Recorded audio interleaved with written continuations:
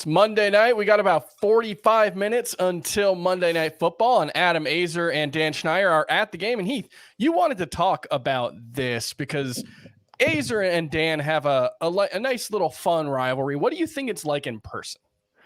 Well, it sounds like short-lived in person. According to Adam's Twitter, and Tara, you'll chime in on this as well. Adam walked 15 minutes to meet Dan at a tailgate. Dan abandoned him within 4 minutes and left him at the tailgate with strangers. So my question, did Dan, when I read this, I read it as Dan ditched me and left me with complete strangers. My read was that Dan made new friends and left him. In which case, I think that's kind of nice. You know, it's hard to make friends as an adult. So if Dan's making new friends, I'm not going to hold that against him. But my read may have been wrong. So Tara, and you can kind of, you see the tweets here. I kind of took it as, you know, like you're going to be somewhere at the same place as somebody else and you don't necessarily want to hang out with them, but you're like, hey, we should hang out. And then they show up. Does that specific inflection? I would assume that Dan is somewhere with visibility on the party, trying to hide until Adam gets frustrated and walks away. Circling. And then he'll go back to his friends. But he just didn't want to be there with Adam with his friends. So I get it. I'm probably like maybe I identify a lot with Adam on this. You show up, you know, you're meeting your one friend, right? And he's with his big group of friends, and you show up. You're like, okay, cool. I've got my one friend. I'll interact and meet their friends, and then he ditches you, and then you're all alone with his friends. And you're like, oh, hey, I'm Adam. You don't know what to do, and now you're on your phone tweeting. Stand there like this. Yeah, I mean, pulling out your phone and tweeting immediately about it is my move. Not going to help you make. It's not going to help you make new friends at the tailgate. Like, I'm sure Adam's got a grumpy face on while it's happening too. It's not a great way to make new friends. I'm not going to say like I'm an expert on making new friends, but like Adam, live in the moment. Put the phone down. Stop being such a millennial. All right. We're going to take some questions here for the next 40 minutes or so leading up to kickoff. And I haven't done one of these Monday nights, so I don't know how you guys tell me. Is this a waiver wire trade? What are we trying to focus on here? Everything. We get waivers and trades and start sits and random comments. I think for the most part, we're going to focus on Dan and Adam Azer at the game. I don't know we're going to talk about fantasy football much, but no, for sure, we'll talk about other things. All right. Well, this one I saw before we started, so I'll just throw this one out there. What can folks with Burrow reasonably expect to get for him if they just want to move on? Nothing, right? Like, you can't reasonably expect to get anything of value. It's going to be one of the two worst players on the opposing roster, which I think makes the case for why you probably shouldn't be trying to sell Joe Burrow right now. Yeah, it's a very tough sell in one quarterback leagues. I mean, in two quarterback leagues, you've got someone swinging for the fences and they'll pay good. Mm-hmm. Dynasty, that obviously perfectly fine, but at one QB, you can't expect much. No one's trying to do that. Are we sure? Like, I don't know. I'm sure his ownership rate is like 90 or roster rate is 99% or 100%. I would guess. Are we sure it's still going to be 99 or 100% on Thursday of this week? Absolutely not. No, he is 100% rostered in CBS Sports leagues. He was started in 63% of leagues, and that the start rate I think makes it even less likely that he will be on rosters because literally thousands of people just got completely burned by Joe Burrow, coming off, what was his best game of the season? That's not, I guess, saying a ton. And then, or at least the game where he looked the best. I guess the Baltimore Ravens game was his best from fantasy. But this great matchup, Titans defense that has historically been very poor against the pass, had been poor against the pass so far this season, and he completely flops. One of the worst performances of his career. I don't want to give up. I thought I was going to absolutely bury him in my rankings this week, and he ended up being 20th. And that's like, that's buried for a guy who was a top 5 quarterback coming into the season, but that still means that in 2 QB leagues, I'm probably starting him because, like, he's been terrible. I'm not sitting Joe Burrow for Mac Jones against the Saints. I'm not sitting him against Mitchell Trubisky or Kenny Pickett against the Ravens. Yeah. I'm not sitting him for Derek Carr after what he looked like on Sunday. Certainly not Derek Carr. Oh, What about Sam Howell? I've got Sam Howell ahead of him. Sam Howell's a top 13 quarterback for me. He's number 13. What I've about got Jimmy Brock Garoppolo? Purdy ahead of him. I don't think I could start Jimmy Garoppolo ahead of him. I think you're letting the name affect you. Joe Burrow is not Joe Burrow at all in any shape, fashion, or form. He is not 22 on passes more than 15 yards down the field so far this season. He is not an NFL caliber quarterback right now. And that's not saying anything about the guy that he was or anything about the guy that he will be. And I think it's admirable that he's trying to play through this to keep his team in the playoff race until he gets to the bye and hopefully he can get healthy. I'm not saying I don't anything actually negative. know how much he's helping them stay in the playoff race, unfortunately. Well, I mean, we've seen Jake Browning throw one pass in 5 years in the NFL. There's probably a reason for that. But I don't we almost considered the question, is Joe Burrow droppable last night on the podcast? Because you can't start him for 3 weeks at least. And the fourth week is at San Francisco coming off the bye. I wouldn't be able to drop him, but I fully recognize that that's just because I hold strong to my priors. You know, like that's Joe Burrow is a very good player, is my prior. Yeah, I think that's still true. Yeah. And so that's the thing that's hard is how much of this is just he had 4 bad weeks while being less than 100%, but he's going to get better moving forward. And how much of it is just he can't be good. I don't know. I don't think it's just because he's unhealthy or that he's unhealthy. That's the wrong word. I guess it's technically correct, but not 100%, I guess would be the right way to put it. But he was bad even before he suffered the setback. You know, like that's the thing is that he had his worst game in week 1 when he was presumably closer to fully healthy, although I think we can say for sure not 100% healthy. Let's move on from Joe Burrow because there's no easy answer here. So I want to highlight this one from Billy. Chris, how are you feeling about the Jaguars offense? Mostly concerned about Lance, Etienne, Ridley, and Kirk as the primaries. Well, those are all of the guys except for Engram as well. Was that a Freudian slip, Tara, or did he just refer to Trevor Lawrence as Trey Lance? I said Trevor Lawrence. You said Lance, 100% you said all Lance. Right, yeah, sure. He's been better than Trey Lance would have been, probably. Probably. Yeah, how do you guys feel about the Jaguars offense right now? I'm concerned, kind of so similar to the way that I feel about Chicago, but on a less concerning scale, but kind of I'm concerned that there's literally no difference from last year. That's the problem I have with Chicago as well. Like I don't see the progress that you've made. And so this looks theoretically like the same place that Lawrence was in early last season, where it was shaky, trying to get right, kind of acclimate and get the offense on track. Why is that happening again? And why are we not picking up with the last 6-7 weeks of last season where he was firing on all cylinders? That's my concern there. But when you watch the Jags and when you watch Trevor Lawrence, it's not horrible. Like there's excuses, there's dropped passes, there's issues that you can look to and say, like, he's not out there looking like a hot mess. So I don't think we have to be massively concerned, but ETN is probably the one that I have the least concern around. Ridley, I agree with that, yeah. Ridley is not going to be consistently the guy that we were expecting. It's so funny. And he has scored maybe all of his touchdowns basically standing still in the end zone with the defender trying to scramble to get back to where he was supposed to be.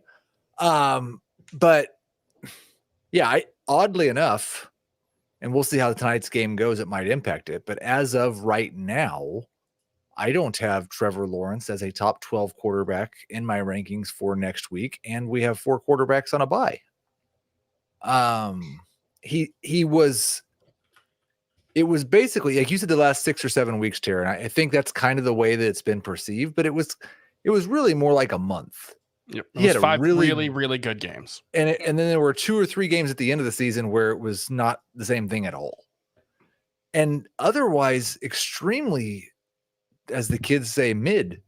That is what the kids say. I don't see any reason, unless he's still young enough that the leap could happen. But I don't think he's currently better than Kirk Cousins.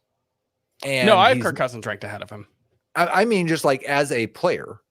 Yeah. And he's not throwing to receivers that are as good as Kirk Cousins is, and he's not getting to throw as much as Kirk Cousins is. So I don't like, it's not just that I think Kirk Cousins is better this week because the Jags haven't quite figured it out. I'd rather have Kirk Cousins rest of season than Trevor Lawrence. I think that's reasonable. I looked this up because my thought was that this was just a red zone issue for the Jaguars, that they, because they famously had the game against the Chiefs where he attempted 6 passes into the end zone, completed none of them. It was the worst game throwing into the end zone in the next gen stats era. The problem is they are 25th in red zone scoring rate, which is bad. They're also 25th in trips to the red zone. The Jaguars are. So it's not like they've just had a ton of opportunities and flamed out once they got near the end zone. It's been just bad all around. I do want to move on to another one, and this is really interesting one. How are we ranking Jonathan Taylor if he plays this week? He is going to practice on Wednesday, Shane Steichen said, obviously. One, we just don't know how injured he was by week 1, right? Like, I've kind of operated under the assumption that he was like 97% of the way there, but didn't want to get cleared for, reasons related to his trade and his contract demands. And so I'm assuming he's just fine and he's just going to start practicing as normal, but that doesn't mean he's ready to play. We've seen Josh Jacobs get off to a slow start after reporting late. I'm ranking him as if he's not playing this week. I'm ranking Zach Moss as a top 12 running back, but if Jonathan Taylor plays this week, where would we have him? We'll go with Tara first.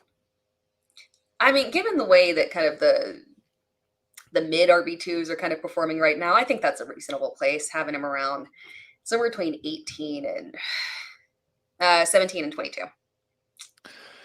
Yeah. I think Jamie sent the text earlier this morning, and I'm supposed to be ranking him by tomorrow. So I think we are going to rank Taylor. Well, I'm not included in that text chat, so he's not in my rankings. Well, your rankings come out much before ours do. Ours don't even come out until tomorrow. Yeah. I will probably split the touches evenly between Moss and Taylor. And so I'll probably have Taylor around 25-ish and Moss around 30 if I was guessing. Now, that type of thinking didn't work with Alvin Kamara, thinking they might ease him back in. But maybe he got a full training camp and maybe they should have eased him back in because they made their offense worse by throwing it to him 14 times. That was a Derek Carr problem. Yeah, that was Derek Carr. That was Derek Carr should play the guy if he can't. Derek Carr should not have been playing. He was 4 for 16 on passes 5 yards down the field or more. That is awful. Yeah.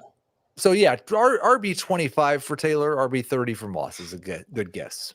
Sounds about right. Is Jameson Williams worth a pickup over guys like Joshua Palmer, Romeo Doubs, Braxton Barris? I'll say yes over Braxton Barris. There's 100%. Nothing there. I would even be okay saying yes over Joshua Palmer. I know like the FFT group seems to like Joshua Taylor a decent amount. Joshua Palmer, sorry. We were talking about Jonathan Taylor just now. It's confusing. A lot of names. I think Joshua Palmer's just like the definition of a guy. Like him and KJ Osborne, I'm happy Jordan Addison happened so we could stop talking about KJ Osborne. I'm unhappy that we have to talk about Joshua Palmer because he does this thing where like every 3 games he catches a long pass. He got one in this one. And we're like, look, Joshua Palmer can do things. But for the most part in his career, he's done very little on a per route or per target basis. So I'd be fine taking a chance on Jameson Williams just because I don't think there's any upside with Joshua Palmer. This is a very pro Taylor Swift podcast, by the way. I see.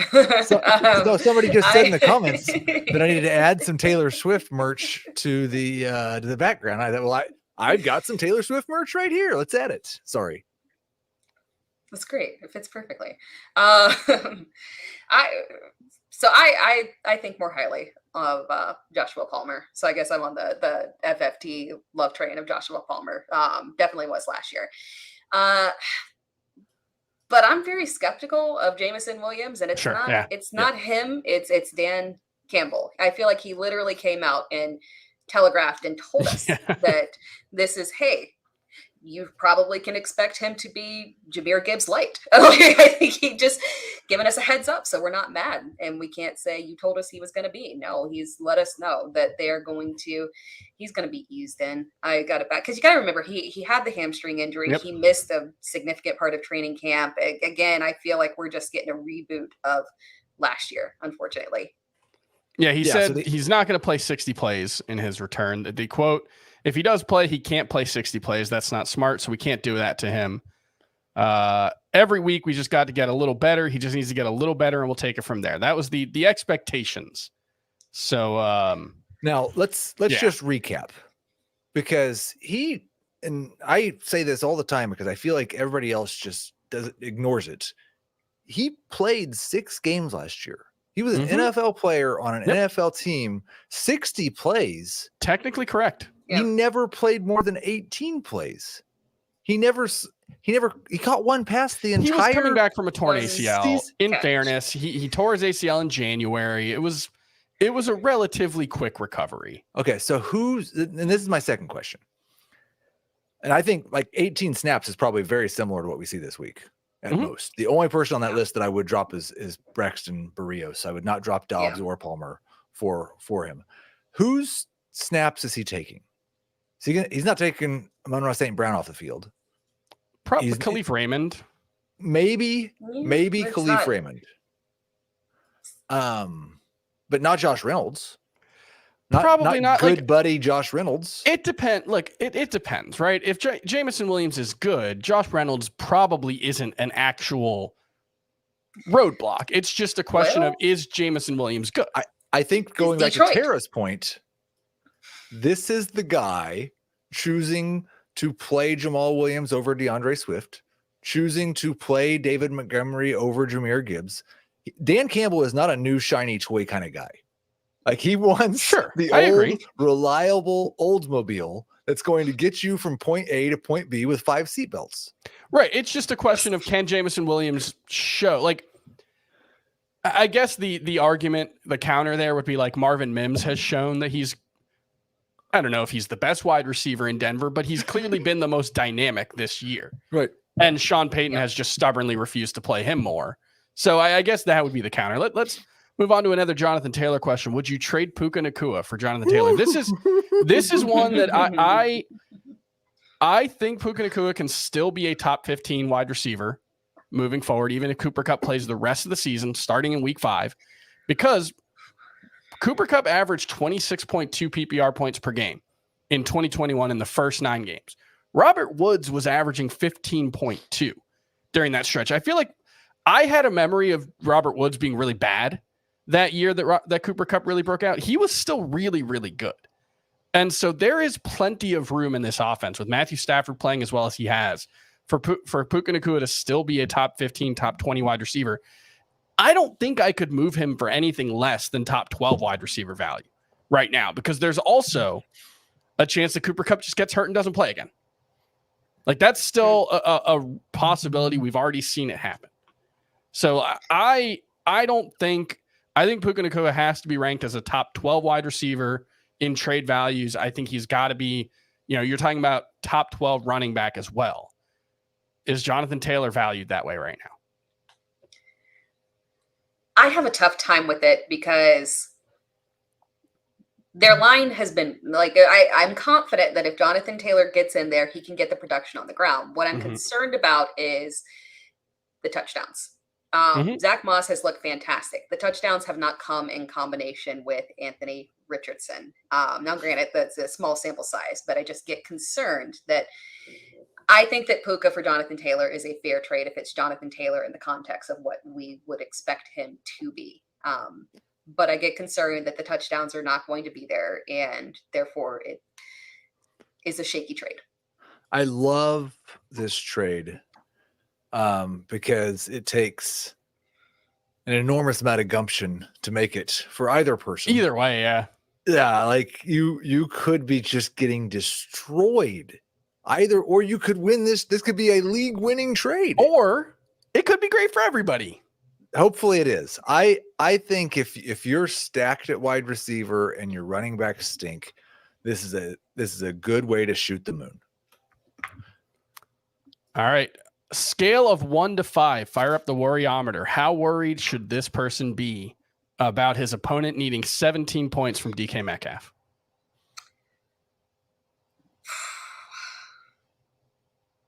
I'm going to say a 3. I think like a 5. I was going to say a 4 in full PPR and a 2.5. Are we ready to do this? Every time I think about Kyle Pitts right now and the shares of Kyle Pitts I have on my fantasy team, I don't know if anybody watched season 4 of Arrested Development. There's a running bit where every time Job realizes that something good is happening to him, The Sound of Silence by Simon and Garfunkel plays. And obviously nothing good is happening for Kyle Pitts, but that's what's playing in my head every time I think about Kyle Pitts, because I just get really depressed. Would you actually rank Jonnu Smith ahead of Kyle Pitts? I did not do it. My rankings are on the site, and I have a whopping 5-spot difference in my rankings between Kyle Pitts and Jonnu Smith. There was some talk today about Arthur Smith acknowledging that Kyle Pitts is not 100%, would not put an actual percentage, but somewhere south of 100 was the general gist. No, Jonnu Smith over Kyle Pitts, just on a philosophical level. I can't. I mean, for the season so far, yes, right? Jonnu Smith has been much better, yes. Yeah. And I think maybe we slept on the fact that, like, Jonnu Smith went to New England and disappeared, but his breakout 8 touchdown season was with Arthur Smith. Very good point. Yeah, I think that's true. And they lack the wide receiver, so the usage does make sense. Well, it doesn't. Right. I wouldn't go that far. Well, the wide receivers after Drake. He's still, at best, 4th amongst people who should be receiving targets in that offense. All right, let's move a little quicker. I'm trapped with 3 quarterbacks, Goff, Wilson, and Richardson. How do I get out of this mess? Which quarterback would you trade, and what would you be looking for in return? How many road games does Jared Goff have left? I would want a top 60 player for Anthony Richardson is what I'd be trying to do. He should be worth it. He's a top 6 QB rest of season. Go get you a... What about Jonathan Taylor? What? Would you try to move Jonathan Taylor?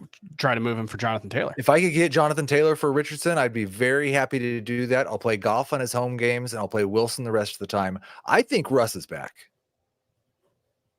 Okay, interesting. I don't think he's back, and either, like, the pass volume's been relatively low there, so even if he is back, I don't think he's going to be a great fantasy quarterback. Like, I don't think he's back to being peak Russ. He's not the runner he was for sure. No, but he's a lot more stable. Like, you feel more comfortable with him, so he's back-ish enough to score fantasy points that make you feel comfortable. All right, Joe Mixon for Anthony Richardson. Would you do that? Do it. All right. Oh. Chris, I have a strong team 4-0. Don't brag. Could use some wide receiver help. He's got Laporta and Mark Andrews. Would you trade Andrews for CeeDee Lamb?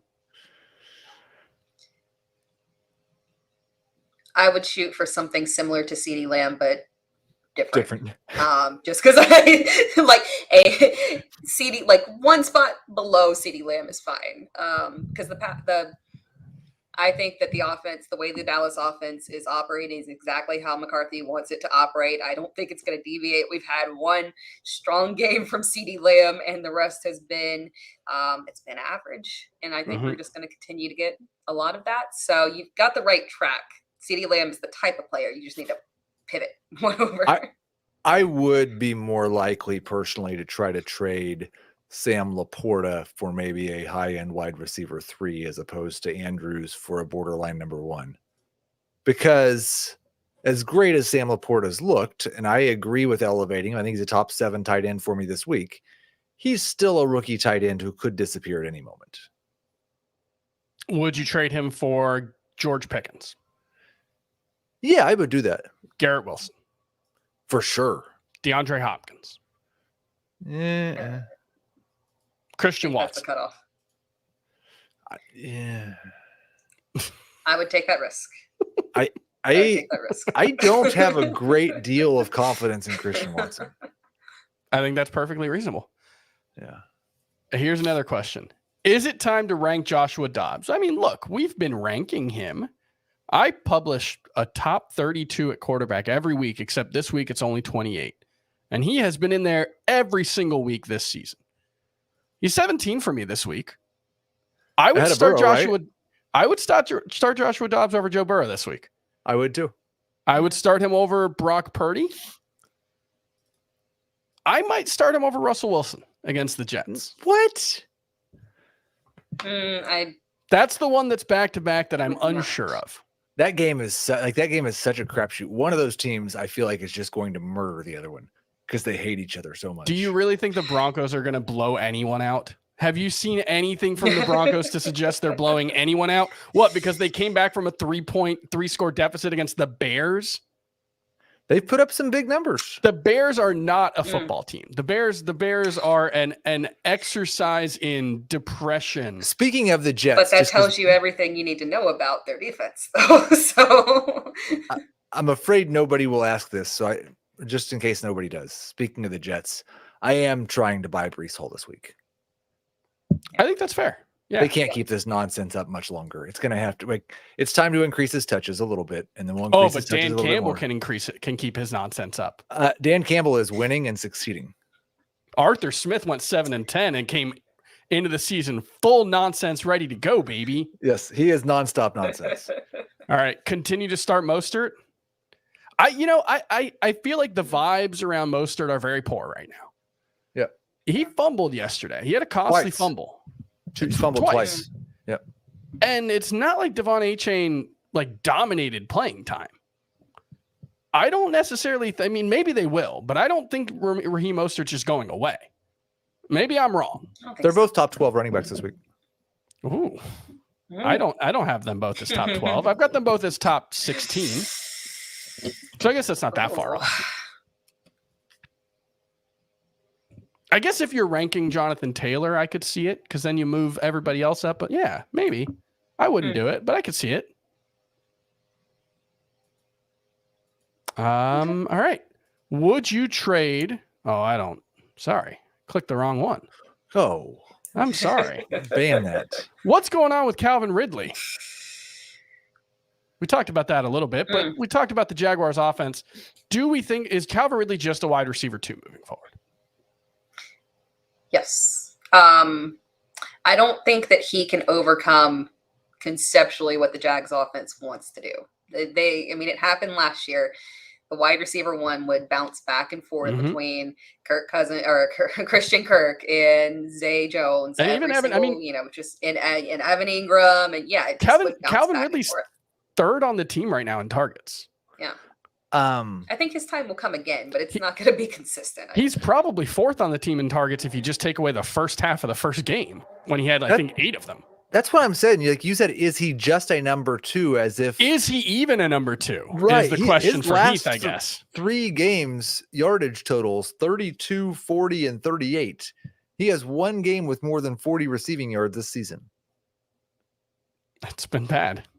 It's like George Kittle, if George Kittle was a wide receiver. I think he's a number 2, but it's funny because I was really worried about the rust, and I saw that first week and I thought, oh, forget about that. He's all the way back. And it just looked pretty rusty the last couple weeks. All right. I want to trade Jahmyr Gibbs. What range of wide receiver should I ask for? I find it funny because Jahmyr Gibbs is another player where the vibes in fantasy have taken a real negative turn. But 8 carries and 4 targets last week. That's not bad. That's pretty much what we probably should have expected. It's just we let ourselves get. I wasn't taking him in the 3rd round, but we let ourselves talk ourselves into him being much more than that. But I was looking at the box score and I was like, 8 carries for 40 yards and 3 catches on 4 targets. I was like, that's pretty reasonable. And he's probably, I think the vibes are worse than the reality with Jahmyr Gibbs. I think the reality is worse than we thought because the Lions defense is better than we thought. Okay. And if they were playing in a bunch of shootouts, it would be a lot more Jahmyr Gibbs time. But if they're playing with a 2-score lead, why would you? David Montgomery can get you a first down on 3 carries, 3.3 yards per carry. He can get that done over and over and over again. Can you get Garrett Wilson for Gibbs? That sounds right. I think you could. Maybe not after this week, just because Garrett Wilson finally had like a high volume game, but I think that's a reasonable offer. That's what I'd do. Mm-hmm. All right, I'm just doing this one because let's go Marlins. We made the playoffs. I have Ridley, Kirk, Puka, and Cup. Do I have too much invested in two offenses? What to do? Yes, but like maybe this is a good opportunity for you to maybe. This might be a nice Puka trade opportunity for you. Am I wrong that I just like my entire attitude about this type of question is I don't care. I never think about that. I think it's this week. I've got Christian Kirk and Nico Collins. If you rank them back to back rest of season, I think having Calvin Ridley would be a decent excuse to go with Nico Collins instead of Christian Kirk. But it's only a tiebreaker for me. Like, I think there are reasons to be concerned about having too many good players or too many players on the same team. But I think it's more of if you have Tyreek Hill and Jalen Waddle, it's not a concern. If you have A.J. Brown and Devontae Smith, it's not a concern. It is a concern if the Jaguars offense is going to continue to be mediocre. But if this is a top 10 offense moving forward, I don't think there's any reason to be concerned about it at all. There are going to be ebbs and flows in the way they're used like there were last year. But that's true of all wide receivers. And at least when you've got two guys on the same team tied to very good quarterbacks, you're probably going to get at least one good week every week, out of the two of them, and hopefully usable production otherwise. So I think it's just totally a tiebreaker type thing. What should we do with Javonte Williams rest of season? Should we drop him? Do not drop Javonte Williams, right? Nobody's doing that? No, I would not. I'm not dropping him, no. I mean, we'll see. Sean Payton basically did not answer what the status of his injury is. So it might turn out that he's going on IR in a couple of days. And then reports so far have suggested that it's not a serious injury, that it was a hip flexor injury, but not a season ender. So, obviously that doesn't necessarily answer the question. But what do we expect from Javonte Williams? My problem is that, even before this injury, it was clear that they were using Jaleel McLaughlin at the goal line. And while Javonte Williams was continuing to get a little bit more in terms of carries, workload, maybe slightly increasing, P-Rines decreasing, it just wasn't enough to kind of push him into having any kind of upside. So you can't drop him. But at the same time, there is concern there.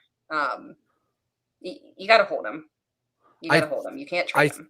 I'd still bet on him leading the backfield. I think he's a borderline RB2, but I do think, and we've not seen it with Marvin Mims yet, Chris, you've talked about that a lot. It sure seems like Jaleel McLaughlin's coming. I mean, he was playing on the first drive. Yeah. He scored. I think that touchdown came on the first drive, right? And he's been a lot better than either one of the other two guys. Yeah. So we'll see. What's a fair trade for Drake London? In redraft? Harrison Butker? Jake Elliott? How is Mac Hollins the only guy who has yelled at Desmond Ridder so far this season? How is that possible? Who does Mac Hollins think he is? Get in line, buddy. You got 8 million fantasy football players who want to yell at him before you get to. I mean, in Dynasty, I think you could still get maybe a 2024 first for Drake London. I think you could get a win now running back if you're a contender that wants to go get like a James Conner or something like that. And Aaron Jones, something like that. But in redraft, I can't trade him. I can't drop him. Just hide him away. Well, the good news is that he's had the touchdowns. Aside from that first game, at least the targets have been there. And if we're, upgrading Detroit's offense, we can make it, or defense, we can make an excuse for that game. It might not be as bad as it appears. They do need good matchups. Obviously, Ridder can't overcome a strong defense, but on the good side, we do see touchdowns for him. We do see targets, so he's in a much better position than Kyle Pitts. So it's not as dire. Is it time to call CJ Stroud a must start? Heath, where are you ranking him this week? Not as a must start in a one quarterback league. He is right behind Trevor Lawrence. I think right now I have Lawrence 14 and Stroud 15. I've got Stroud 9 and Lawrence 10. So I've got him a little ahead You of. hate Russell Wilson though. Exactly. What is yes. is Jared Goff on the road? Is that another? No, he's at home. He's at home. Okay. I just I don't know. Maybe I need to just give Jared Goff a 9% touchdown rate in the projections when he's at home. But even when I'm relatively generous with him, he never really stands out. So I don't know. Maybe I'm just not being fair to Jared Goff. I know it's been 2 touchdowns in 9 games in a row or something. I don't know. I guess I'm just not buying it. Maybe this is on me. I mean, he's been better since the start of last year than Trevor Lawrence. Yeah. That's true. The only difference in him this year, I feel like, is that, again, he's not having to push a ton of volume. Mm-hmm. All right. I have Kyren Williams. If I were to offer a trade, who do you think I can get? It's an interesting one because this is there is nothing. Kyren Williams has nothing going for him except all of the volume, which is good. No, I'm not knocking him for that. He's a top 12 running back for me this week. It's just if there's anyone if anyone could take even 25% of that volume, Kyren Williams might be a fringe fantasy starter.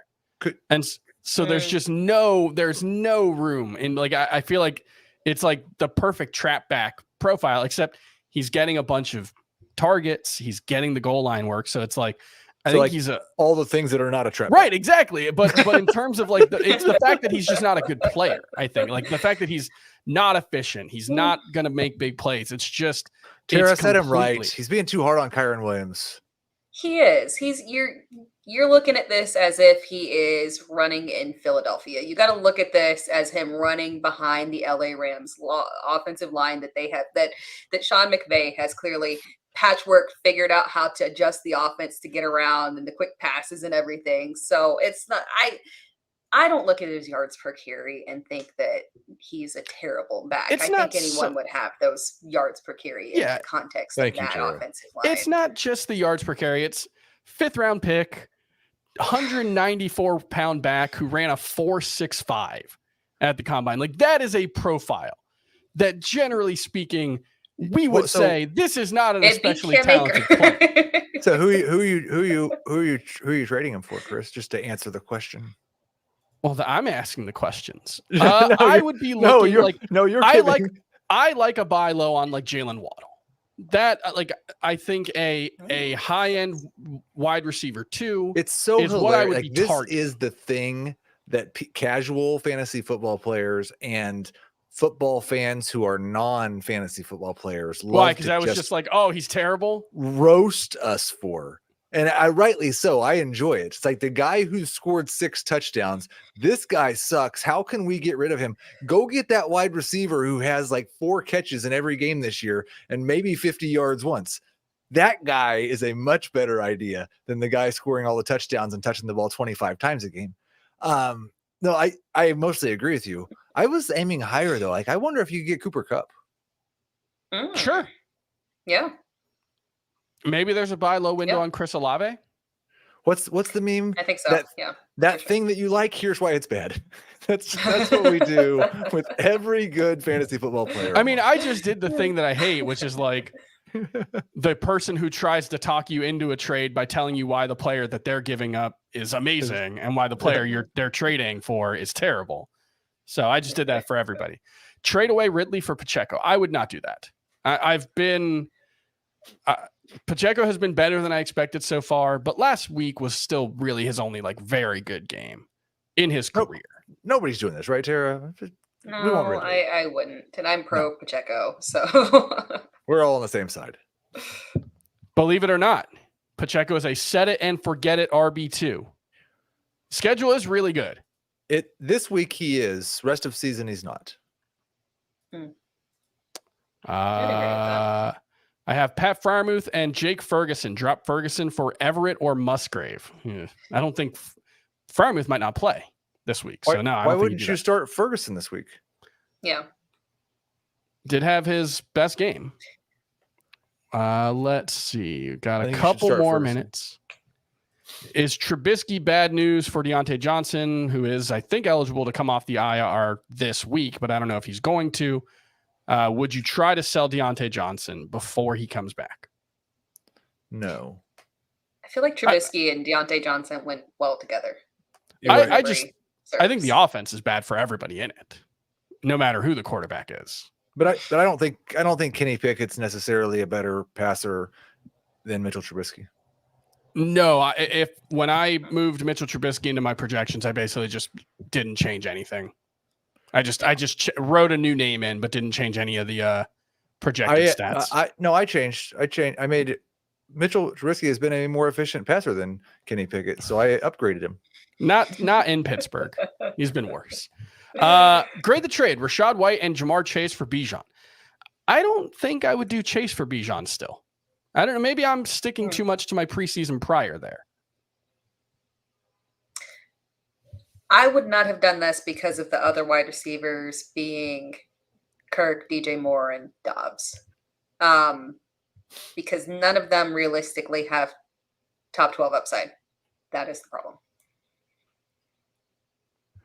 I'm sorry. I'm too busy researching Mitchell Trubisky and Kenny Pickett statistics over the last 2 seasons because I'm not 100% sure that even as a member of the Steelers, Trubisky's been worse. I looked it up. I feel pretty confident in it. I think Trubisky's yards per attempt was like 6.5. I'm pretty sure Pickett's been better. Let's see. Got a couple. Sorry, I'm trying to. This is always. Why does Chris hate Kyron Williams? I don't hate Kyron Williams. I don't hate anybody. I like everyone. I hope everyone is great.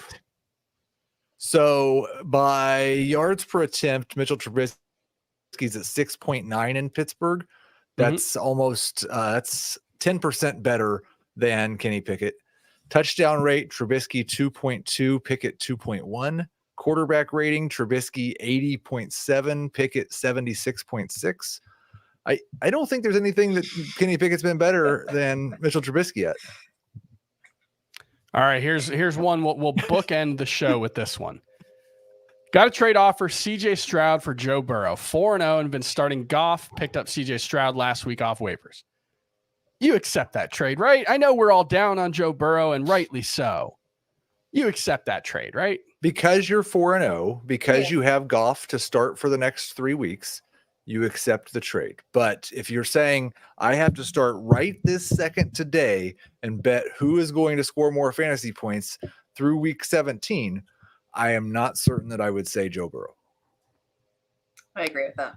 Yeah, I mean, because I guess there's a better chance of Burrow having 10 more points and then not scoring anymore.